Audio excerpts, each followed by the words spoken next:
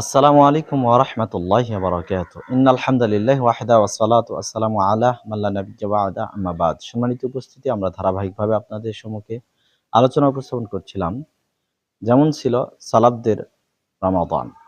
চতুর্থ পর্বে এসে আমরা আলোচনা করছি মিসকিনকে খাদ্য খাওয়ানো এবং সায়েমকে ইফতার করানো। সম্মানিত উপস্থিতি, সালাফরা নিজেরা সিয়াম পালন করতেন, খুদ পিপাসার কষ্ট বুঝতেন।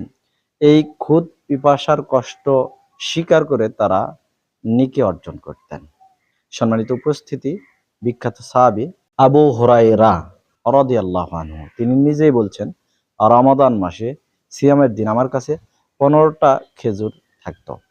আমি 5টা দিয়ে সাহারি ভক্ষণ করতাম, 5টা দিয়ে ইফতার এবং আরো 5টা রেখে দিতাম পরের দিনের জন্য।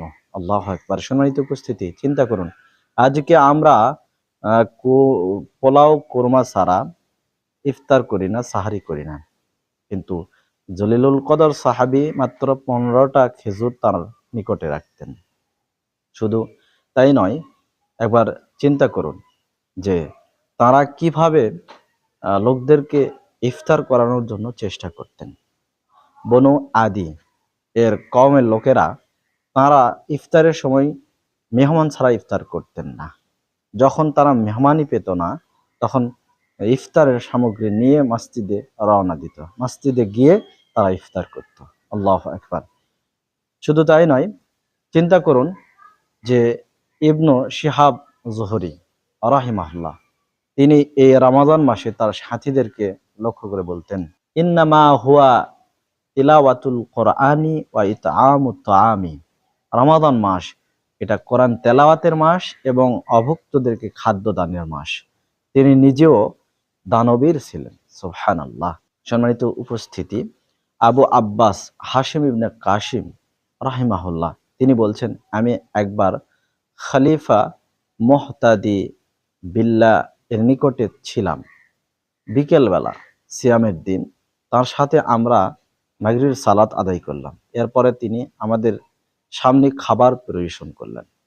খাবার এসেছে আমাদের কাছে খেজুর, কিছু রুটি আর ছোট ছোট বাটিতে সিরকা, জয়তুন তেল আর লবণ। আমি খাবার খাচ্ছিলাম, এমন ভাবসাব করছিলাম যে এই খাবারের পরে আমি আরো খাবার খাবো। তখন আমাকে খলিফা বললেন, তুমি কি সিয়াম ছিলে না?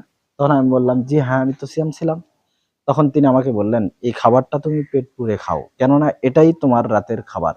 এরপরে আরো ভালো মানের খাবার তুমি চিন্তা করতেছো আসবে, বিষয়টা এমন নয়। চিন্তা করুন, রমাদান মাসে খলিফারাও খাবার এভাবে কন্ট্রোল করতেন, আর আজকে আমরা অসংখ্য খাবার নষ্ট করি। আল্লাহ তাআলা আমাদেরকে রমাদান দিলেন খাবারটা কমাতে, অথচ আমরা এই রমাদান মাসেই বেশি খাবার খাই, বেশি খাবার নষ্ট করি, বেশি খাবার ফেলে দেই, বেশি খাবার অপচয় করি, বেশি খাবারের দাম রাখি। আল্লাহ তাআলা আমাদেরকে এই পয়েন্টে এই বিষয়টা বুঝে মিসকিনদেরকে খাবার খাওয়ানো এবং ইফতার করানো সায়েমদেরকে তৌফিক দান করুন। আমিন। ওয়া আখিরু দাওয়ানা আনিল হামদুলিল্লাহি রাব্বিল আলামিন। আসসালামু আলাইকুম ওয়া রাহমাতুল্লাহি ওয়া বারাকাতুহু।